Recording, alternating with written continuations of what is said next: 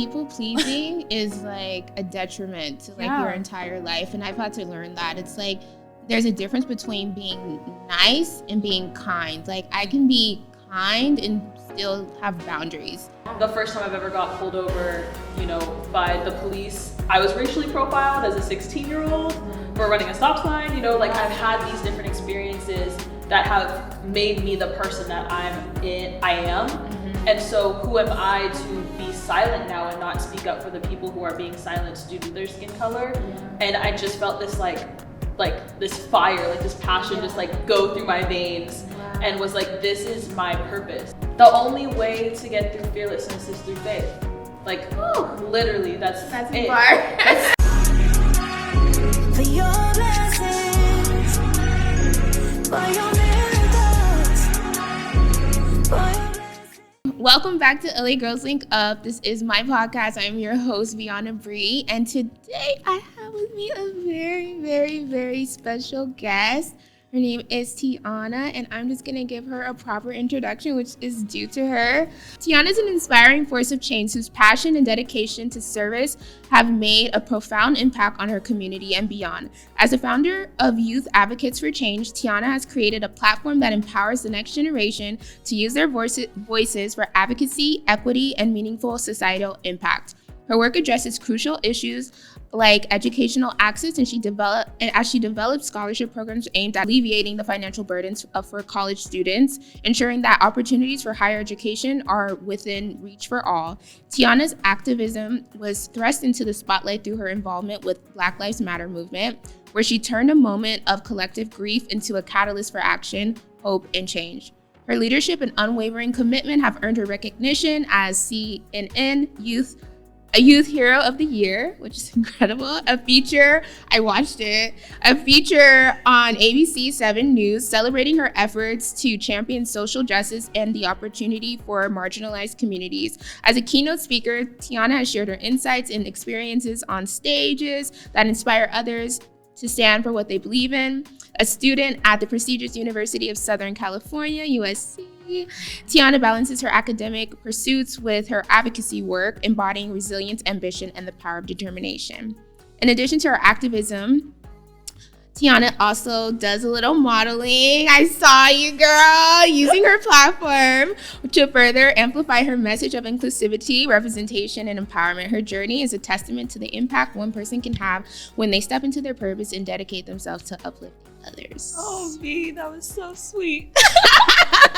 I had to give you your flowers because you are amazing. I'm like, this girl's incredible. Like, when I met her, I was like, Lord, I was like, she's so well spoken, she's so beautiful, and I'm just so happy to have you here. I'm so happy to be here. I love this podcast. I love what you're building. Thank you so much. We need to support each other. Yeah. Like the girl bosses need to come in collaboration all 2025 and beyond. Yes. So I'm happy to be here. I'm so excited honored for this to conversation. Have you here. We already were kind of like chatting it up a little bit. We were kind of already, I was like, oh wait, hold that. That was so good. So I'm excited to get into this conversation.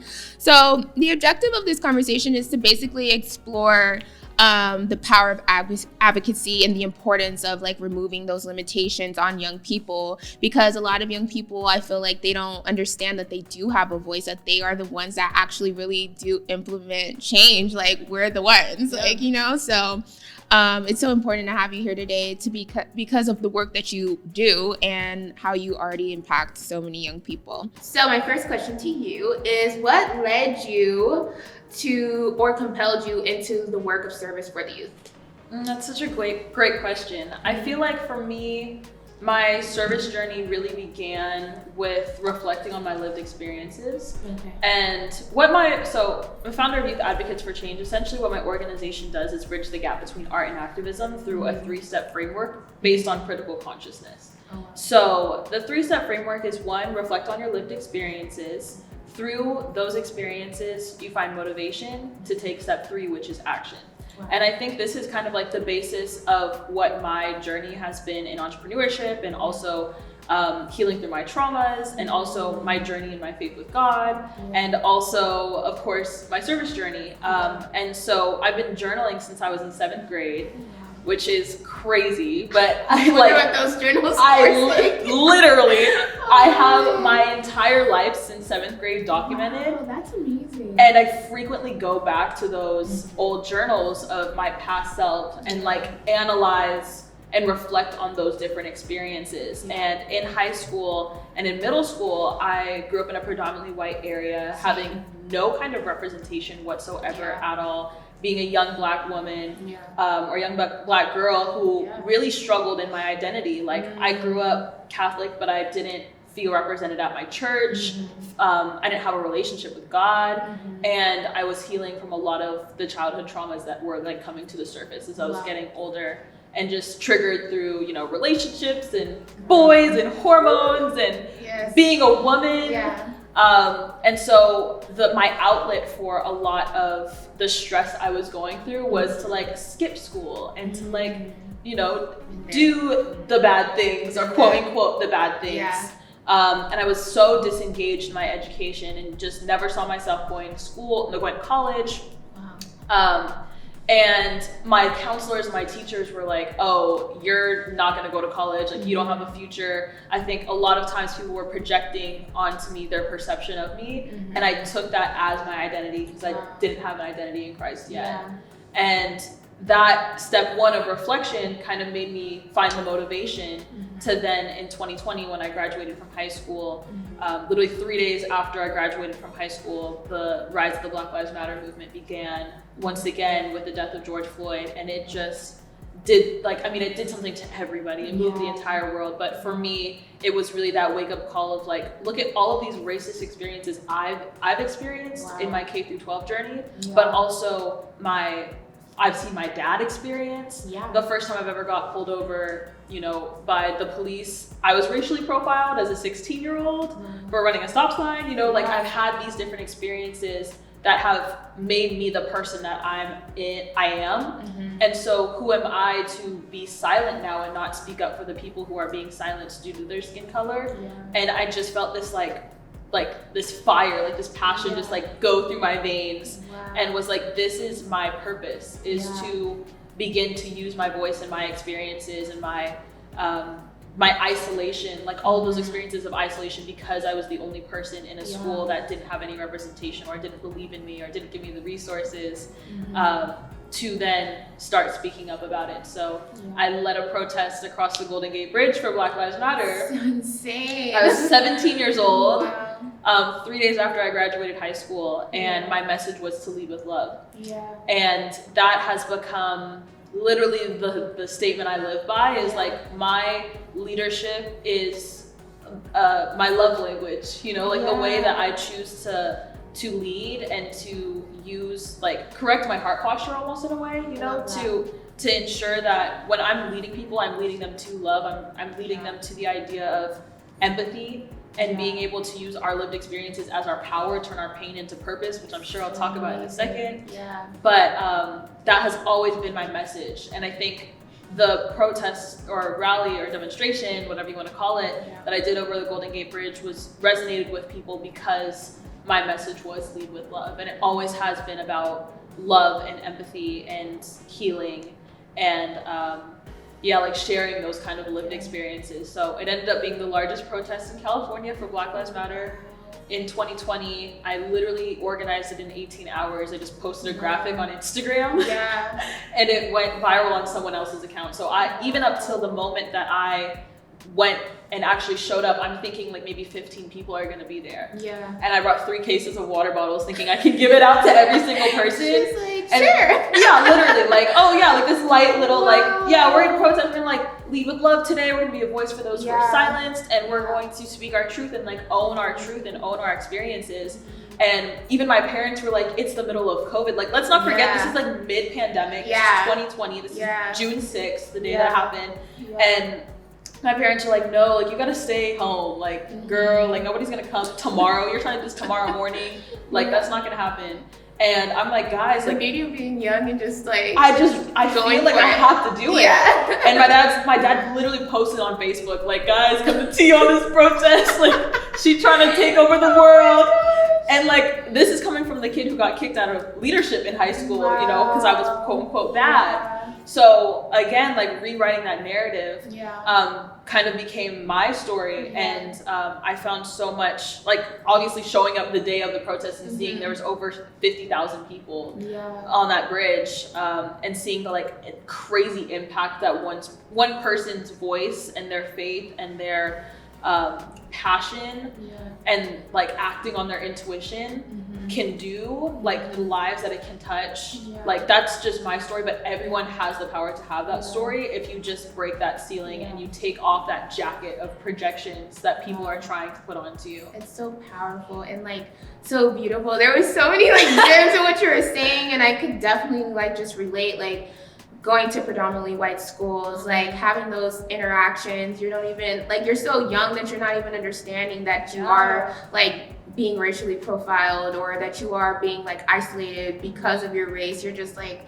what's going on? And you're having all these like microaggressions and just like dealing with that. Like I went through all that, so like I feel you like 100%. And then you taking that, I just can't even believe, I can't even imagine you like as a kid that was like messing up in school. Oh, it was so bad. And like, I was so bad, V. because when I tell you this girl's like a scholar, like she's so, I just like, and then people think that about me too. They see me now and I'm like, I was messed up. I was so bad. And like, that's the beauty of like the transformative power of like God and just the power of love in general. Like love transforms people, like love changes people. Also, like that's what I wanted to get across to my viewers. Like just because you're somewhere right now, like that doesn't mean that you're gonna stay there. Like you have, like, give yourself time to mature, give yourself grace to grow, and like things can change for you. Like you can be a completely different person. It just takes time and that extra effort and like believing in yourself and having other people around you that like support you. And the fact that you did something so like astronomical, it was just like God was like all in the details. Like you can look back and like dang, like that's crazy. Like I watched this like it was like a marathon like on TV, and not on TV, like on my phone. I was just like looking through stuff to like about you, and I was just like, this is crazy. Like this girl like led like this whole march on that bridge. It's like iconic. Like you're iconic. Like I feel like I when I think about that moment, like people are like, oh, how do you feel? Like I have never, and I don't think I will ever like fully process the width of the impact that day had, because literally all of my glory goes to God. Like that was not me. I was the vessel that was used in order to get a message across. And I kind of think about it like I was kind of like the perfect story to kind of change people's perception of what it meant to be a leader. Like I was kicked out of leadership. I was suspended from school multiple times. I had a 1.8 GPA graduating from high school. All of my counselors were like, you cannot get into any college. And I believed that, you know, and it literally was a movement of my heart where God called on me like, hey, it's your time to step up. Like, are you going to do it? And it came to like answering that call, like, okay, I'm gonna do this tomorrow. It's just like answering. It was so it's random. Just like giving that yes in the moment and just like and going sticking for it. through it and committing to it. And like it was the most impulsive thing I've ever done in my entire life. I don't know where it came from. Like that was never, like that was so out of character for me. Okay. But that was, I was like, I thought you were like had been doing stuff like that. Never. Like that was the first thing. And so I'm sure we'll talk about it in a little bit, but I had a lot of imposter syndrome because of that, where it was like I was this kind of like overnight activist. And I felt very like tokenized because I was 17, like starting this organization. I'm like, people have been doing this for their whole lives, like activism. And like suddenly I'm just like this suburban Black girl who suddenly finds her voice and it feels empowered in her skin for the first time in her life. And like, you guys are giving me a platform. Like, why would you give me the platform? I don't deserve this. And God really had to like work on my heart in order for me to realize it's not about me deserving accolades or whatever, like for what I've done. Like it wasn't me who did it. I didn't do it in my own strength. That was not a thought. That was like for me, you know? Like, I mean, it was a thought for me, but it didn't come from me. Like it was planted from somewhere. And I think it is also a generational like it's passed down from generations in my family. My dad was an activist, organizing during the Rodney King movement, and come to find out after the start of my activism journey, my grandfather was also a founding member of the Black Panther Party in Oakland. So it's like in your blood. So it is like literally in my blood. That's where it came from. That's where it came from, right? And you know how they say like God, if your purpose isn't realized, it passes down to the next generation. Yes, and so this is a conversation I was having with my grandfather and my dad. Good. Yeah. And he was saying like, when I first started my nonprofit, my grandfather was like, if there's one thing that I wish I would have done, and what the Panthers, you know, would have been able to not necessarily profit, but like, you know, not profit at all, that's actually not the word, but to sustain the movement would be to secure more funding and to be able to pour that into the resources.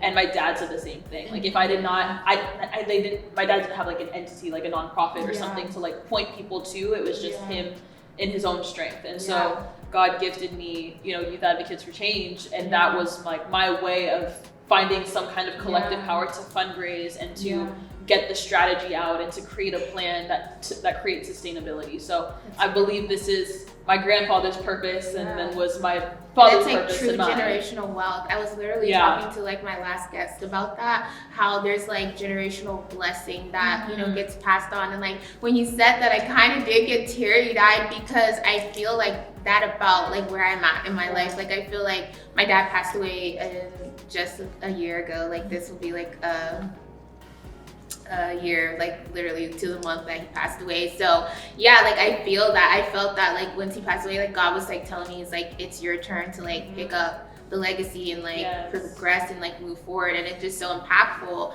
of like that you're doing it. I'm sure like they're all like so proud of you and like they look at you and they're like, oh, like mind blown, like this is like our wildest dream, like look at our girl. And you know, it's so funny, I think how God like uses women because we have a different grace, you know, like we can go in different spaces, we can do different things that maybe are like unassumable of us or our stature or our character. You're like, oh, look at that pretty girl, but she's in there like bringing the power, bringing the fire, like, it's like I'm on a mission, I'm like, I'm cute and stuff, but don't play, this is for a real reason. And so it's like amazing and beautiful to like hear you say that and like actually realize that, because I feel like a lot of people don't even realize like what they're walking in, like from, you know, the people that have come before them. So definitely incredible.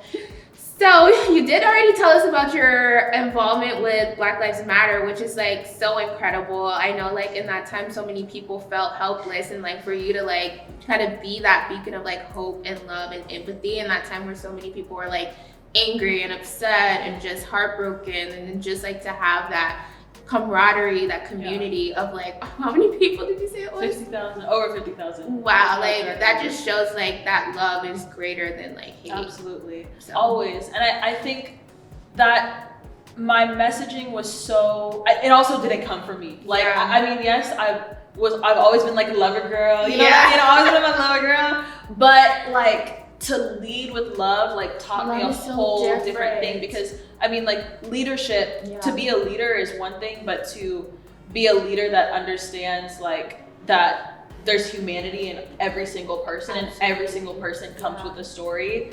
Like I don't even know where that came from, but it was what I wrote on the poster. Like, and it was 17, like just graduated high school like literally 3 days before. And so the fact that kind of just all happened in the course of 18 hours of me deciding that I'm going to like lead this demonstration and do this and step into a leadership role, I literally cannot take any credit for it, because it could not have just come from me. No. I was not like this at all. And this is only 4 years ago. I'm going on year 5. I'm 22 now. But yeah, like Youth Advocates for Change will be 5 years old in June of next year. That's amazing how time flies. And like in that time, like what have you discovered about like fearlessness? Ooh. The only way to get through fearlessness is through faith. Like literally that's it. That's period. Like that's so good. Because when you think of like, so I always say in my curriculum, there's a slide in my deck that I have the what if phase. It's people get stuck at the what if phase. And this is if you're starting a business, if you're starting a nonprofit, you're starting to believe in yourself. This is, how we train ourselves and our self-confidence, our subconscious, the narratives we tell ourselves. There's the what if phase, and it's what if I do this and it's supported by people and it's the greatest thing and it changes lives, or what if no one supports this? I look That's dumb. my side. I look, whatever. I'm always like, oh God, I just literally fell from all these people. I lose all of this money. Like it's a bad investment of my time, my energy. And that what if phase is literally what stops like everybody from doing the thing that they're called to do. I think literally once you break that barrier of like, what if I do this and it doesn't work? Or what if I do this and it does work? Like you're able, like, what if you just left it at what if? And I started thinking like that is the best way to teach what I'm trying to teach to the youth is like, that is how you break that moment is looking at the moment as like, oh, what if period, like what if ... as I should say that. Like there's no boundary to what can happen. I woke up that morning thinking I was going to do a small demonstration for 15 people and do a little walk across the bridge. But it is turned. That's like, no, bigger, think bigger. Like 5 years, almost 5 years later, I'm running a national nonprofit and have spoken different countries, and my impact has. Would you have ever assumed that for yourself? Never. But I always knew there was a call on my life. Like I always knew I was called to entrepreneurship. I had my first business when I was in 3rd grade. I made like little clay charm bracelets. And I had my own website and business cards. What? I'm not kidding. But I believe it's because my grandmother spoke so heavily over my life. Like she would always be like, you are a socialite. Like you're going to be an entrepreneur. You are so wise. Like those 3 things. She would always say, you're going to be a socialite. Like little Miss Socialite. She wouldn't even call me my name. She's like, hey, Miss Socialite, how you doing? And I'm like, girl, I don't even know what that means. Granny. But like shout out to Nana, because Nana really has spoke life over me and my work since the day I could walk. I have pictures of me videos of me as a baby, and she'd be like, look at this little Miss Entrepreneur. Like, girl, I couldn't even talk yet. But she knew it, and she spoke it over me, and she's prayed over me. And same as my maternal grandmother as well. She has, like, the women in my life and my mother, like, they have had such a huge impact on me and the person that I show up as. And the ways that I think, love has impacted my life, I really learned that from my family. And I've really learned that through the love that I've been able to see in my community. And so by having access to that, I want to be able to push that back out into the world. I love that. How would you guide somebody to like finding their voice and their purpose and their like? How would you guide them in that direction? Because it is a scary road to face when you're young, and you just like, I ask so many like young people like, what is your purpose? And they just like have no idea. They're like, I don't know.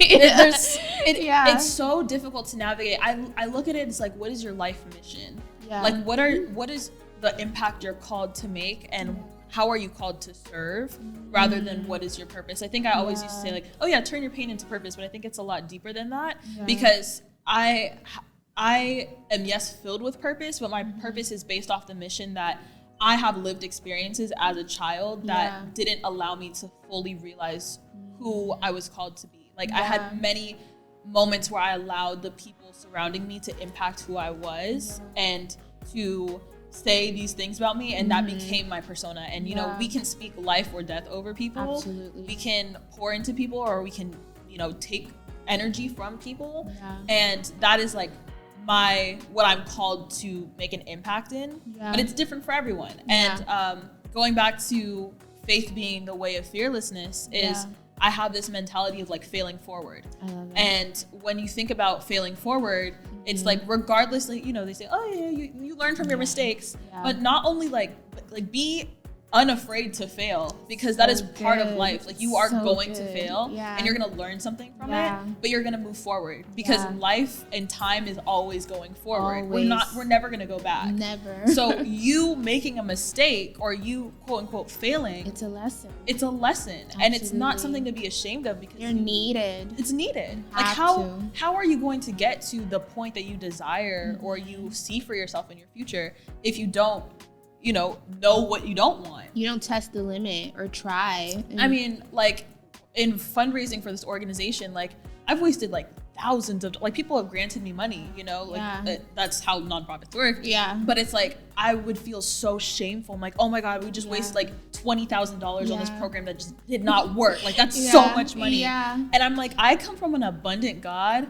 Man, $20,000 is like this Tiana. to him. Yes. Do you know how much money is in the world? Do you know how much resources are in the world? Do you know how much there is for everyone? And we live in a world of so much competition and so much anger towards why did she get what she got and I didn't get it, when and you like realize, God's blessing like, them, not me. You are you, and what's for you is for you. There is no That's competition. it. And realize, like, we're, as a child of God, we're all on the same mission. Absolutely. We're all on the same mission, like you said, of service, of serving, whatever, turning that trauma into a triumph and showing people, like, you don't have to stay here. Like, you can break that limiting belief. And, like, we're all in the same mission. And like you said, God is abundant. Honestly, God has been talking to me about that. He's, like, seriously been dealing with me about that, like, having that lack mindset. Because, like, that lack mindset is, like, it's not just money, it's like in everything. And when you're stuck in it, that's when that, like you said, that what if turns into like, oh no, this is gonna be a failure. Oh no, I can't do this, I can't achieve this, like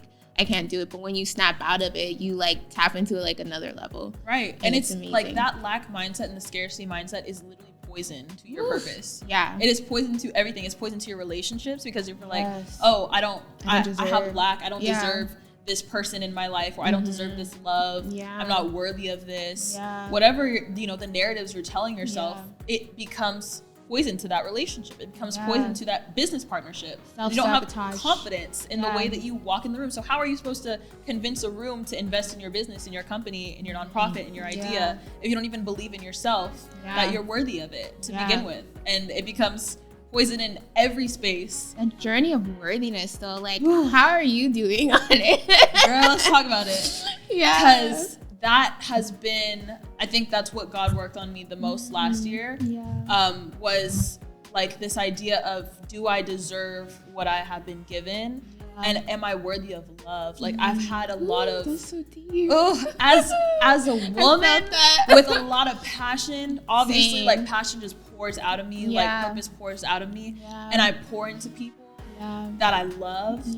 And God had to tell me that the way that I love is not a burden to me, because I used to think I would love so hard. I would love, this person, in this relationship. Like I would give so much love to this person, I would feel empty after. And I'm like, oh my gosh, I gave all this love and like we didn't even end up together. Or like this didn't even end up the way that I wanted it to. And God was showing me like, I just am love, period. Like there is no, I'm not deserving of love, or I'm not worthy of love and they didn't give me the love that I gave them. It's like, that is, as you another human being experiencing me, you receive love because I am just love. Because that's who you are. Because that's who it's I like am. Whoever meets you is going to experience that. It's not just selected for one person. And I heard somewhere else, it's like, even if you don't receive that love back from that person, you're going to receive it in a different way from different people. And just like to never change your character. I used to be like that because I'm like, I'm so nice, and like I just feel like people push over me, and like everybody's always telling me, oh, like you can't be nice, and like working in like industries like this, and with like very harsh characters and stuff, like you can't be a genuine person, and you have to be this and you have to be that and you have to change it. I'm like, it's hard for me to be that way. It's like, and God's like, no, that's your gift, to be naturally like empathetic and kind and encouraging and it's like forgiving. Like don't lose that loving like attribute about you, even though you have been through hurt and been through trauma. Girl, I've been I got stories. We can have a more dump later. Listen, not on camera.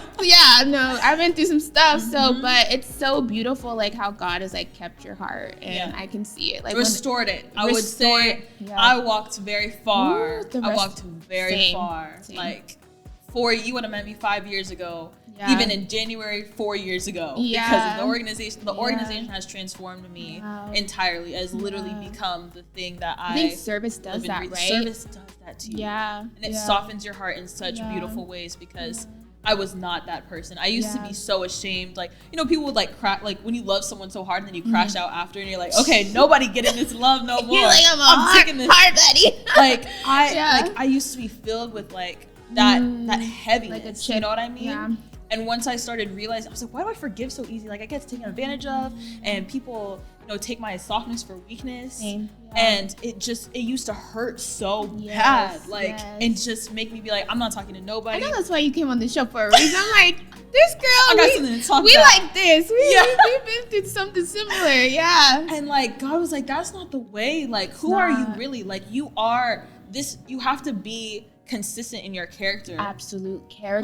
Like, is everything. I am a woman of integrity. Yes. Like, I need to stay consistent in who I am, because if I start switching up now, I want to be sweet one day and miss love a girl next day, and next day be your worst nightmare. Like, no, that's not consistent. And he really had to work on that with me, because it was like, you can't be, that's like deceiving people. That's literally deception. It is manipulation. It's manipulation. Yeah. Like, that's not, and that's also not, that's not who me. you That's are. not what I want. And you know what That's I not realized? desire. Like, you can only carry like the fakey for so long, and then it just it comes off. Like, I went through that thing, like, oh, I'm gonna just be out here like on my city girl. Right. And then I fall in love. Sucks. And it sucks. You're like, I thought I was hard. Oh, You're no. not. So You're not. we're gonna segue. Wait, okay, I have one more thing to touch on about worthiness, yeah. though, because worthiness really comes down to your boundaries and your self-worth. So good. And that so good. is that's such a big theme for me this year, was like, okay, yes, you can love, but what is too much? Where do you draw the line? And I've really struggled with that my whole life, because I have so much empathy in my heart. Like, I have had a lot of trauma. So when people, you know, tell me what the things they go through, I make excuses for them. And I'm like, oh my gosh, like, you know, they deserve grace. They deserve some space. Like, I can see both sides of the situation. So like, I have a different perspective. But that doesn't change the fact that you are treating me incorrectly, and I can do something about that. And if I don't feel comfortable, if I don't feel safe, if I, you know, the fruit of this relationship isn't actually pouring into me or nurturing me, then I need to make a decision, because I don't deserve to be treated this way. Absolutely. But you end up treating yourself that way by tolerating that kind of behavior in your life. And that has been the hardest. I lost so many people this year who I really thought were forever people. Wow. Like, forever, will always be in my life. Yeah. Forever and ever and ever. Yeah. And like, I had to be like, this is not it. Like, God doesn't want this for me. Yeah, when you start to transform, like, then the people around you also have to change, because you're not the same person. You don't accept the same things, and they're so used to you either doing everything they want you to do, or being the yes person, or just being like, oh, that's all right. You don't have to do that. And the minute you step up, they're like, oh. Yeah. So Yeah. suddenly, when did you become like this? And I'm like, actually, I just love myself. Yeah, finally. Yeah, finally. And you're mad about it, but hey. Right. And people only treat you the way you treat yourself. Absolutely. So if I come over here and I let you do this and do that to me, and talk behind my back, or say something in my face, or cheat on me, or whatever it is, then I'm setting a precedent that is what I'm worth. And that's what I deserve. Yeah. And that's not what I deserve, and that's not what I'm worth. People pleasing is like a detriment to like your entire life. And I've had to learn that. It's like, there's a difference between being nice and being kind. Like, I can be kind and still have boundaries and be like, you know what, that's not gonna work for me, or, you know, love you from afar, or however it has to work out. Can still exist. It can still exist. And that's like, being able to leave relationships in peace and in grace has been one of the most beautiful things. That's when you know you're like mature. I'm like, oh, I'm a little grown now. I'm an adult. I'm a little bit older. Yes. Like, I'm a little bit wiser. Yes. Because I don't feel the need to leave this messy and have a last word or anything. Like, literally go in peace. Absolutely. And like, if I believe people come into your life to serve a purpose. Yes. And it's still service. Yes. You know what I mean? Like, regardless of the relationship was good or bad, it still served a purpose, and you still learned something from it, and it still shaped you into the person you are today. So I'm like, thank you to every single person who broke my heart and shattered it and bashed it. I'm like, now I know what a person like you looks like. I know what you sound like. I know what I'm not going to tolerate. And I pray for you. And I pray and I bless you. And I pray for you that you get clarity. Yes. Because I don't think that's who you That's not genuinely even who are. you are. That's never about That's them, what God showed you know? me, like, about forgiveness. Because, I had some hatred Girl. in me for some people. Okay. But God was like, that's not even them. Like, they don't even know who they are. They're blinded. And that's their They trauma. can't even see themselves. Yeah. That's their lived Yeah. experiences. And Yeah. that's the stuff that they got to work through. Yeah. But because we've already done the work, I can't do the work for you. Yeah. And I used to be the girl that would try and do the work for everybody. Same. All my friends, all my Yeah. partners, Yeah. my sister, my parents, sisters.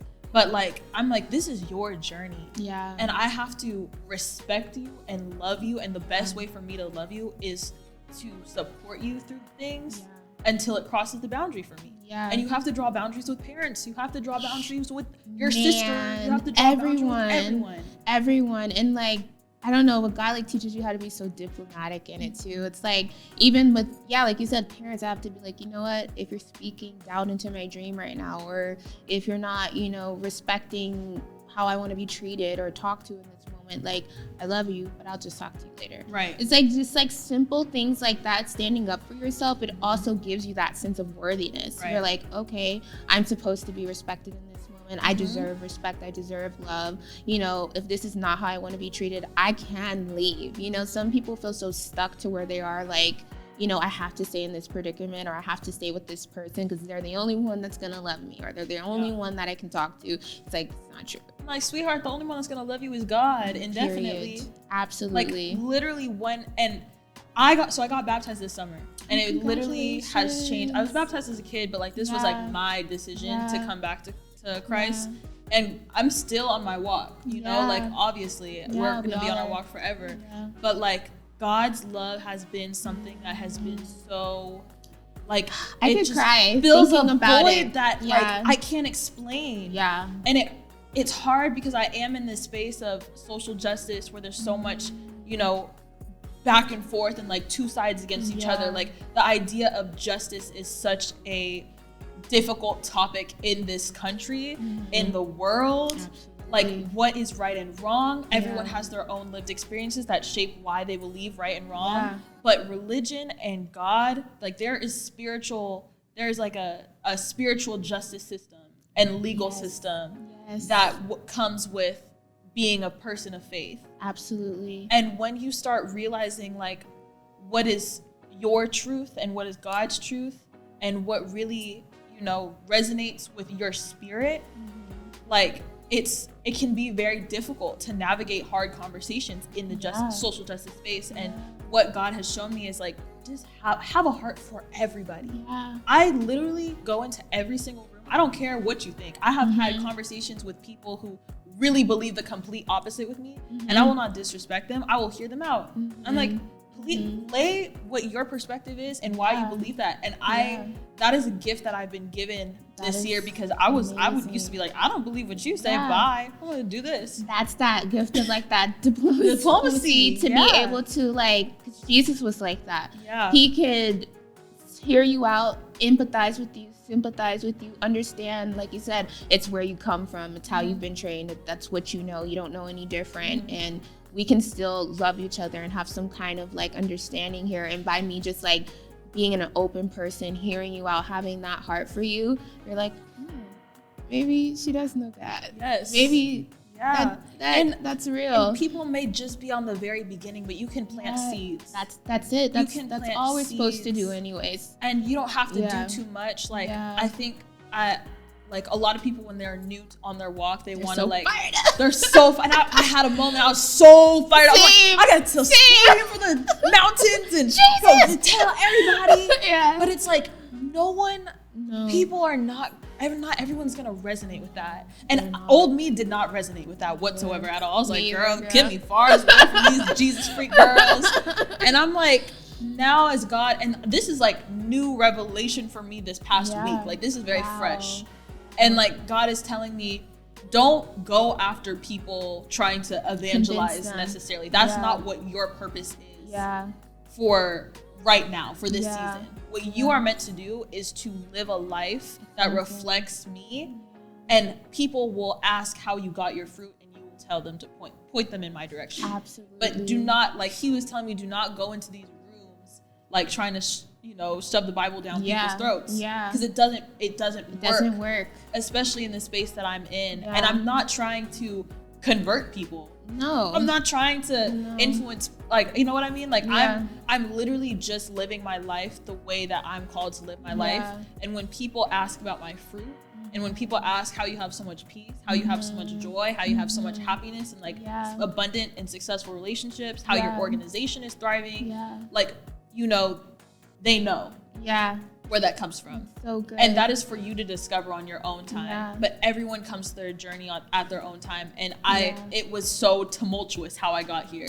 And people need to go through let them go through their testimony. That's what I said. Like, you can't judge people because everyone is going through their season, right? I was like, if you would have saw me 2 years ago, you'd have been like, this girl's for the streets. She's for the streets. She's never getting saved. Me last year. Like, I've always known God, but I was not filled with His Spirit and walking in the Spirit and not living. And I was not that girl. I completely wasn't. People are like, they just can't imagine it, because how God does things is like He changed you without the smoke, without the flames. Like, and it's like, you wake up. It's incredible. You just wake up. Like, I got baptized like 2 years ago, and like the light switch just like went on, and I was like the same. I was like on fire. I was like, oh no, God's like, no, that's not the way to do it. You have to be very, wise with you. You have to know what room you're walking into, and just being an example, just being light wherever you go. They're going to know it's God. And like you said, your fruit will show for itself. Right. And wisdom is applied knowledge. Absolutely. And so when we think about, like, people are, oh, you're so wise. You're so old. You're so beyond your years. You're only 22 and you have all these like ideas and you're going to be so bright. I'm like, yeah, but like, there's things that I know and I'm taking that into action. Absolutely. But what a lot of people don't realize is that is my curriculum. Yeah, you're like, my curriculum. I study the literally the thing that I teach in the schools, in my organization, is to reflect on your lived experiences, reflect on your trauma, use that as motivation to take action. When we look at knowledge, the knowledge of our own history and our own story, and our own family history and our own legacy, and use that as motivation. Like, because I've had these experiences of racism, because I've had this experience of assault, because I've had this experience of whatever it is, how do I use that as motivation to take action so other people are not harmed? How do I use this knowledge and apply that and turn it into wisdom? Like, that has always been the seeds that I try to plant when I go into these schools. It is so much deeper. People are like, oh, it's such an organization. How do you, like, God is behind this. That is where do I get this from? I don't have a degree.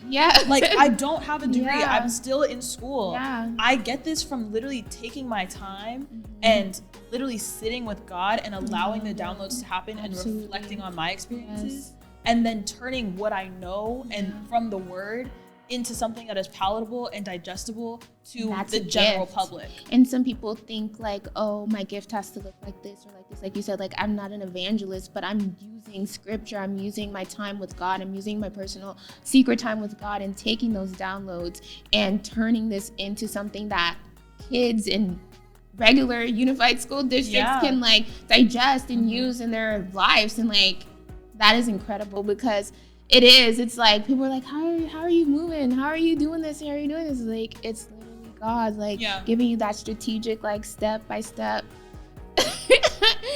Giving you that strategic step by step, like, playbook downloads. So that's incredible. There was one conference that I spoke at.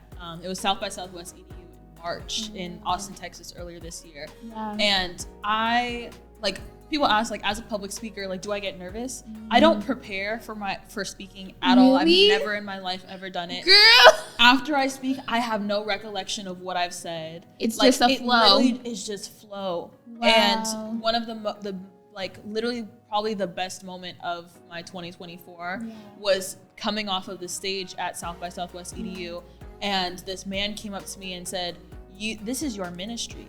And he was like, your organization is your ministry. This is how you are ministering the word. Like, I can tell that that there's scripture a part of what you're creating. I can tell that though you may not be saying it blatantly, the seeds that you're planting will be nourished and flourish and grow in the hearts of these teachers, of these students, of the people that are listening. But it's God, like God is shining through you. And he's now my program director. Wow. He's based out of New York and has been so instrumental in my, like, in not only in my walk with God, but in helping my organization. Like, we have everyone who's helping me right now on my team is Christian.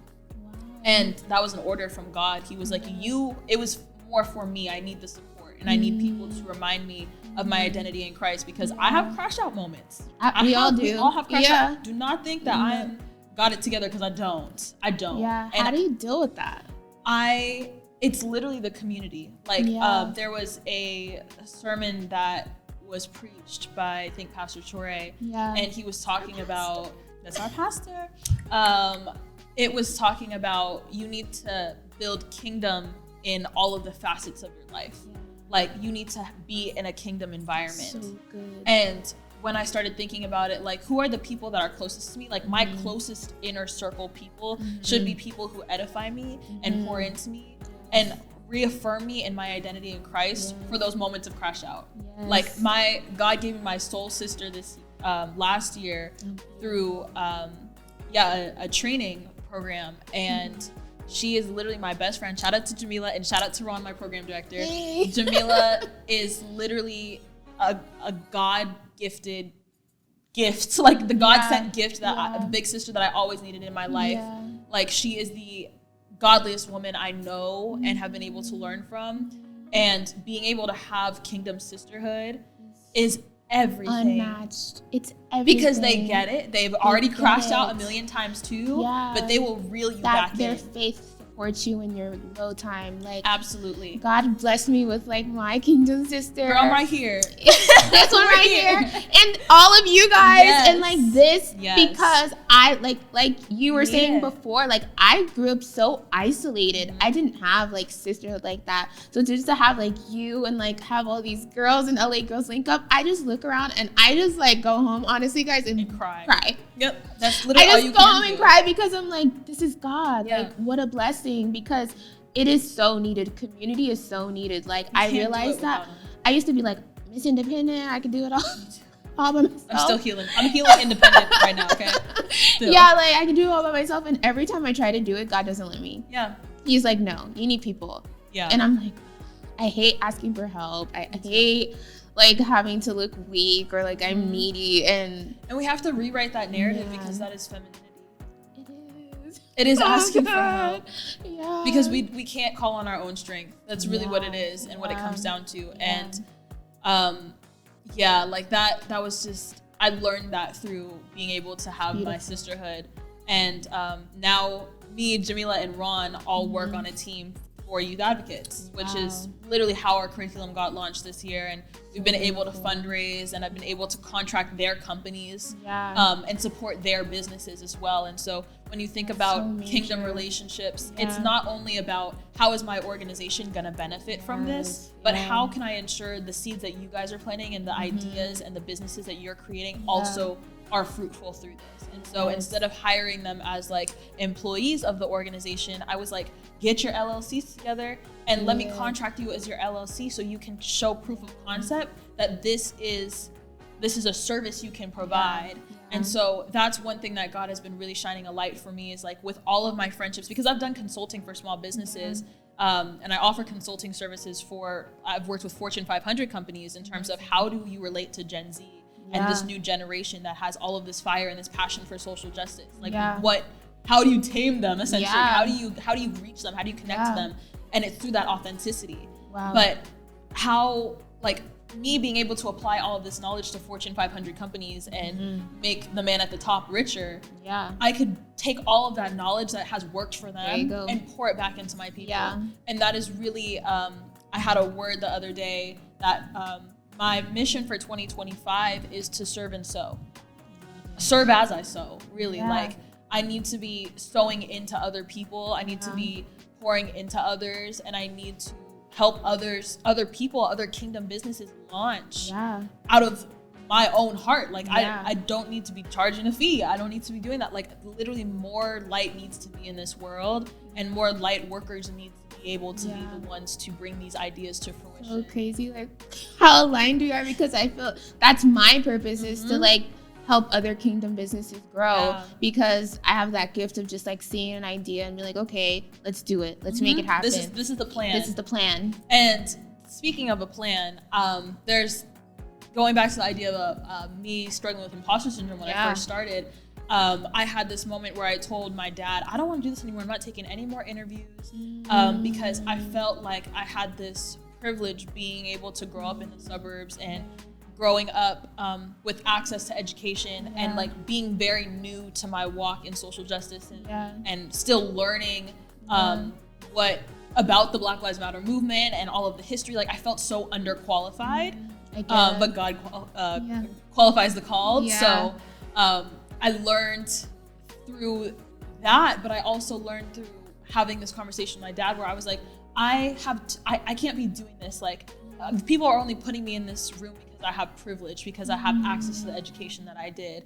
And I felt like because I had that middle ground and I can speak corporate, but I also, my dad's a barber. Like he cuts hair in the hood, you know what I mean? Like I grew up in a barbershop. Like I'm a barbershop kid. And I tell people that and they're like, really? I'm like, yeah, but I also like grew up in the suburbs. So I have this like, this identity and this ability to relate to a wide spectrum of people. That's like a gift, though. It's such a gift. It's the biggest gift. And my dad, I'm like, yeah, like I have all this privilege. Like I shouldn't be doing this because I'm too privileged. And he looked at me with so much disgust. I'll never forget. He's like, you're not privileged. You have a plan. You have a plan. And he said, to call yourself privileged is to discredit the work that I have done and the plan that I've had for your life. Like you are very intentional. And like you are very planned. Like I'm the oldest daughter. It's pretty obvious, but I'm the oldest of three. I have two little sisters. And my parents got together when they were 19. And they married at 28. They had me at 32. So I was very intentional. That is I'm a very intentional child. And I'm the first grandchild on both sides of a family. So like people, and you know, my grandmother pouring into me and calling me a socialite and entrepreneur, like people, he was telling me like people had a plan for you, even if you didn't have a plan, even if you were lost and wandering. Doesn't that feel good? It felt like, oh my gosh, it's like, why am I guessing why I'm here or if I belong? Like such a lie of the enemy, right? To like trick you and make you feel like, oh, you're not important or you're not supposed to be here. And, and your dad's like, no. And I was like, excuse me, don't say you're privileged. Like he was like, I caught 5 buses to get to school. I changed high schools I changed schools like 15 times, like multiple times during the school year. I literally he was raised by a single mother who had him at 17. You know, like my grandfather wasn't in his life because he had to flee because he was part of the Black Panther Party. They were looking for him. Like this is part of my history. That's part of my legacy. It's part of step 1, that self-reflection. Like this is my family history. This was always a part of my plan. Even if I got lost and I wandered. But just as my earthly dad told me that, my father has also told me that. Like God, that is what God says, is he has a plan for us. And so even when I was suspended, you know, and getting in trouble at school. This is just a phase. Like it was just a phase. Because there was still a plan over my life. And the ways that I look at life now is like, I can't say that I'm privileged to be in the position that I am, the way that I used to think. It was like, I create a plan for my life, but people have also looked out for me and created a plan for me. And so the only way for me to give back is to also help others create their plan, because in order for me to have this vision, others can do it too. Absolutely. And everything I do is for my future children. Like I just know it is such a big part of my purpose to be a mother and to bring beautiful Black babies into this world that will create so much change and like, you know, continue my legacy and continue my grandfather's legacy and continue to make history. But everything I do is for them. Like this is the plan that I have for their lives. And the being, you know, super young, people are like, why you're 22 and already thinking about kids? I'm like, yes, you have to. I am. Because the intention that I'm putting in, and that was when I was 17, that was the intention I made when I started this organization. It was like, my future kids will be able to reap the benefits of me sacrificing my time, my energy, my resources, fundraising, the late nights, the blood, the sweat, the tears. Girl, you're preaching to me. Stay at home. Like my kids are gonna reap all of the benefits of me making these sacrifices. Absolutely. And love is sacrifice. That's exactly what I was about to say. Like, it's that sacrifice of your dad and his time and those buses and those nights. And the trauma. Yeah, and the trauma of everything you went through, and you still, like, got up and you're like, no, I'm going to do this. I'm going to, you know, change my life and other people's lives. And it's just like, that's a testimony right there in itself, like, of everybody, like, who's strive to get you to where you are, the things that you've done to get yourself where you are, and it's just like so beautiful and monumental. And I'm like, what's the life do you want your kids to live? You know, I literally always think about that. They always say, like, you're supposed to, like, the next generation is supposed to be like one up of their parents. But it's like, I don't want my kids to only just be like a one up of me. I want them to be one up spiritually, mentally, emotionally, physically, financially. I want to be able to prepare them to use the platform that I've created and go times 10, because that's how my parents and my grandfather see that I've done. And so no, that's so good. I always tell, like, myself, I'm like, the traumas that I went through, my kids won't have to go through.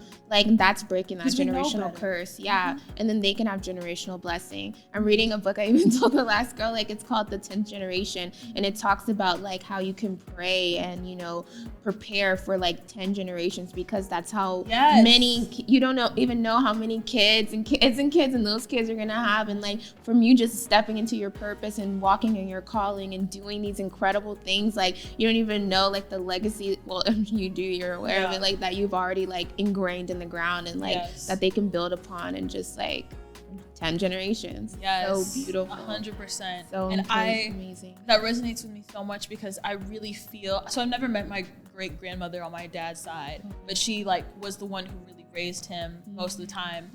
And her name is Lavinia, and I just feel that she has prayed over our family so much, and I don't know why I have this, like, connection to her. Never met her, but I truly do feel that she has covered our family. And my great grandparents were the ones to create generational wealth for our family that we're still being able to reap the benefits from, like being able to buy property in San Francisco and leave it in the names of their children and stuff like that. Like, there's so many layers to what it means to sacrifice for family.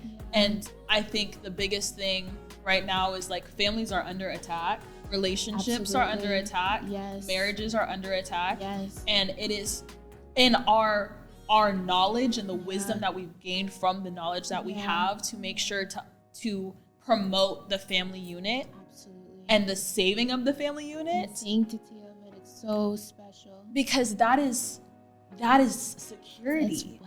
That's wealth. That's true richness. Like, that is my biggest blessing. Anyone who knows me, even if I talk to you for 5 seconds, like, I will talk about my family, because the biggest blessing I have ever given, like, I could be I'm emotional right now, but like, the biggest blessing I have is the fact that I come from generations of marriage, and I come from generations of intention when it comes to family and children. And I want that so bad for the world. I want every child to be, like, you know, like, because that's where a lot of the trauma comes from, broken homes and broken families, and kids having to raise themselves, and girls having to find their way and trying to find love from men because they didn't have their fathers and things like that. And even though I had my father in my life, I still kind of went through this weird phase of, like, you know, rebellion. Nobody loves me. Oh, me too. Everybody got daddy issues. But then I was like, God reminded me when he woke me up. He's like you said, you were planned. I was planned. Like, they prayed for me, very intentional for me.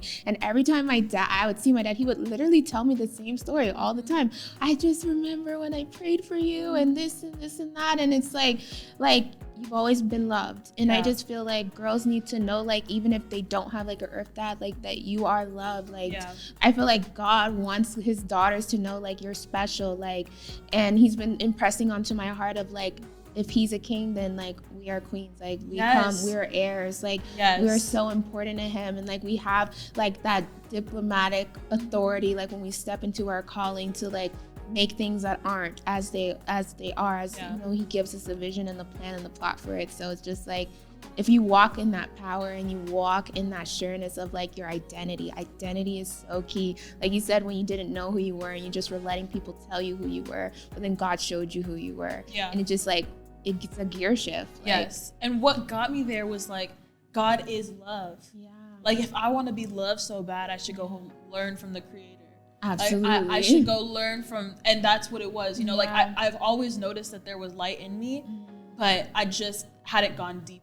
And sometimes there are seasons where we're called to go deeper, and there's seasons that we're called to go and share the good news. Absolutely. And to serve. And I'm coming out of a season of going deeper and really being not necessarily quiet about my faith, but keeping it to myself, because I don't want to project it onto people, because that's not my place at all whatsoever. This is my belief. And if what I say inspires someone, then I'm glad it does that. But this is literally the way that I choose to live my life. And the way that I choose to love others. I love others the way that God loves me. And that's why I feel I have a fruitful career, and why I've had fruitful relationships and all of that stuff. But it is not my place to, put that onto other people, because when people tried to tell that to me, I ran so far the other, sprinted the other way. Yeah, I was like, it's like a journey that you have to go through personally. Like, whenever I talk to people about faith, I was like, it's a personal journey. And it's a personal choice, and it's beautiful to watch people like navigate it and like find it for themselves, and like you just plant that seed and you just step back and let God water it and like let it grow, and it's just plant the seed with the way that you live your life. Yeah, because it's like, I'm not trying to force it on you so that you can like applaud. I get the applaud that you came to God. It's like, no, that's for you. That's your personal journey, and it's like, that's so that you can feel what I want you to feel what I feel. I want you to feel fulfilled and loved and whole and feel all those things. But it's a journey, and it's your choice, and everybody has different seasons. Because like I said, I was raggedy, so. Me too. And that's why, like, every single time I go into a school, like, I pray before I go into the school. Like, I literally pray over the kids, pray over the teacher, I pray over the parents. And these are things that I do in private. These are things that I don't need to broadcast on social media, because God isn't telling me it's time to do that. I mean, I'm now speaking about it, so maybe people know. But, like, these are, like, literal intentions that I put into the ground in order for them to have an encounter during these workshops that I go into. And people see that light, and they recognize that light, and they start chasing after that light. And I'm like, as long as I can model that, then I have done what I needed to do. I don't think, that's it. That's it. Like, I just like, your reward in heaven is going to be so much greater than like anything here on earth, even though you're like already so like well honored, and like you're just doing so many amazing things, and just like seeing you just like lights my heart up. I'm not gonna cry. I know. So you pour so much into others. Who pours into you and ensures that you don't get depleted? My little sisters. Really? My little sisters, 15 and 18. Wow. I literally would not exist in this life without them. They're the only people in this world. And my godly sisters, of course. Yeah. I will always give her flowers. Jacqueline, I'll always give her flowers. Those are my sisters in Christ. I have plenty others, but right now God is telling me to shout them out, and I love them so much. But my sisters, Jayla and Talia. Jayla is 18. Tali is 15. Tali is the most spunkiest, wisest, only person in the world who can these younger kids so she wise? Is so smart. Like, they know everything. I'm like, where did you come from? She is literally the most wisest person I have ever met in my life. She's 15, but I do not take relationship advice from anyone except for her. Not the baby. I don't. And she's never been in a relationship. Of course, she's 15. But she is like literally God's gift to me. So is Jayla. I'm gonna get to Jayla in a second. But Tali is literally God's gift to me, because she is everything that I was before I was, beaten and battered by the world and traumatized. And she knows this. I'm very transparent with her about my walk and like the trauma that I've had, so she doesn't have to endure that. Like she's like the first baby that I have, because we have an 8-year gap. And she is literally so wise, and I know Yeah. she's wise because I have poured so much intention into her, and in a way now she is my big sister because Wow. she's literally me, like we're like like the same exact person, like Wow. same personality, everything. Wow. She just has a little bit more wisdom on me Yeah. because she didn't have to go through those traumatic Right. events and experiences Yeah. that I That's did. so good. So now she sees the things with clarity. So if Yeah. I'm like, oh, well, he said this, she's like, but is that your trauma? Or is that what God wants for you? Wow. Is God challenging Not you? you convicting Like me. she like, girl, she's like, that is not you speaking right now. Wow, That's your past good, though. experiences. That's so good. So she pours into me so much, even if it's just a Yeah. little text message, like thinking Nothing about like you, whatever. sissies. And Jayla is just the sweetest. My middle sister is just the sweetest, has the biggest heart in the entire world. I don't know anybody who has a bigger heart than her. And man, she has just this year really, this year she has gone through so much, and I have not seen anybody with the strength to endure. Like, gosh, this girl is so wise. Like, God is just all like glowing from her from the inside out. But ever since she was a baby, and I feel like we had a hard relationship in the beginning because you know, we just grew up differently, and this is like the second child, I'm the oldest and all this stuff, and I was so mean to her growing up, and she had always just been so kind to me, and she is always the person I will call to like have a shoulder to cry on, and she just has the biggest heart. Like, I don't know anybody's heart that's bigger than Jayla's heart, and she just thinks of everybody. She's like such an empath. She like just has the biggest love and the biggest forgiving heart. Like, people have done her so messy this year, and she has been remained so like poised and so classy, and she processes her emotions so well. She's so like emotionally intelligent, both of them. And like, to be able to know that me paving the way as a big sister is impacting the way that they go about their life. Like, until I have kids, everything I do is for them. You know, like my big sister. I'm her baby. Like, people are like, is that your child? She's like, no, that's my sister. But don't mess with her. Basically, yeah. But like, basically, that's my baby. I literally call her mom, like my second mom. Like, Same. like they're like, my mom has to call her like, that's my daughter. That's not your daughter. She's like, yeah, okay, whatever.